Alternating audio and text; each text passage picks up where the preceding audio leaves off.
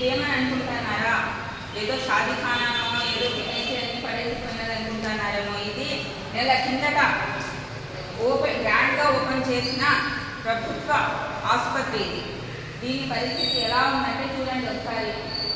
దీని హాస్పిటల్ అని ఎవ్వరు అనుకోరు.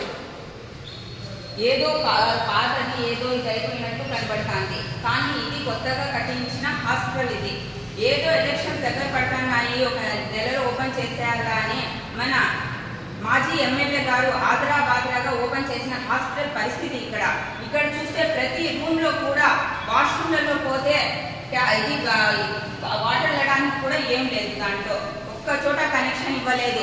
తర్వాత వచ్చేసి ఇక్కడ ఎక్కడ చూసినా కూడా చూడండి, ఇదంతా ఇది కొత్త హాస్పిటల్ అంటారా? ఒక్కసారి చూడండి, ఇదంతా నీళ్లు పోవడానికి అయితే ఎక్కడ కూడా కనెక్షన్ ఇవ్వలేదు. ఇక్కడ స్టాఫ్ అందరు మొత్తుకుంటున్నారు చూడండి. మా అందరూ వచ్చిన పేషెంట్స్ వాష్రూమ్ వెళ్తే మేము చేతులతో క్లీన్ చేస్తున్నాము, ఏంది ఇది మా పరిస్థితి అని చెప్తున్నారు. ఇలా ఉంది ప్రస్తుత ఈ హాస్పిటల్ పరిస్థితి. చూడండి, ఇదే కాకుండా ఇదంతా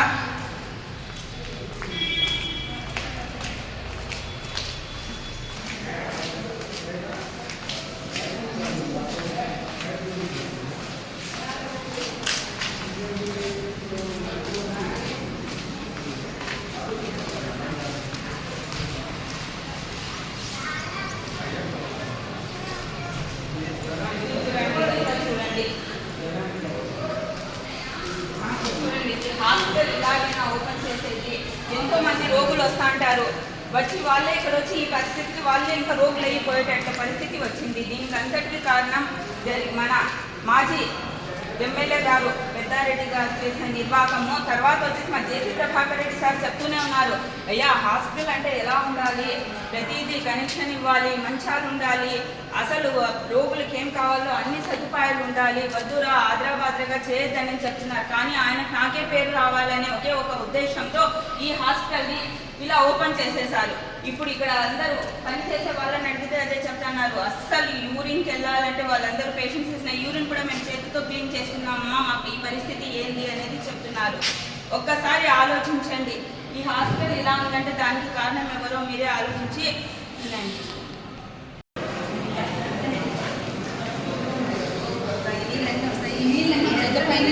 ఇక్కడ నీళ్ళు బయట లేదు, బయట డబ్బాలంటే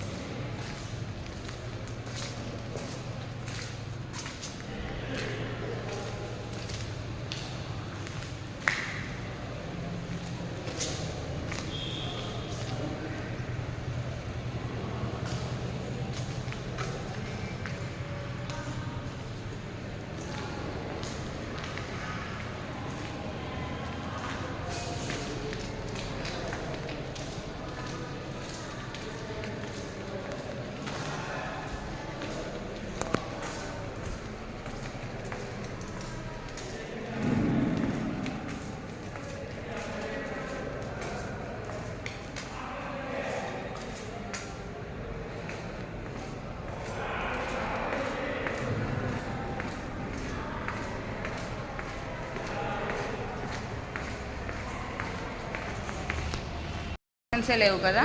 లేవు. మన పేషెంట్ అందరు పాస్ పోసింటే మన నిన్ననే ఇదంతా కడిగినా అమ్మ నీళ్ళు పోసి మేమే చేతులతో అంతా పిండి కడిగేసుకుంటాం. చాలా రోజులు చెప్పినాం సార్ మాకు నీళ్ళు ఉంటే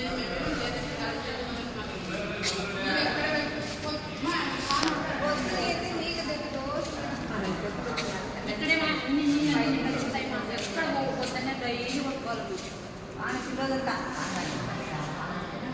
కట్టించేది ఎట్లా కట్టినా ఏం చేయాలి ఇంకా? ఫుల్ అదైనా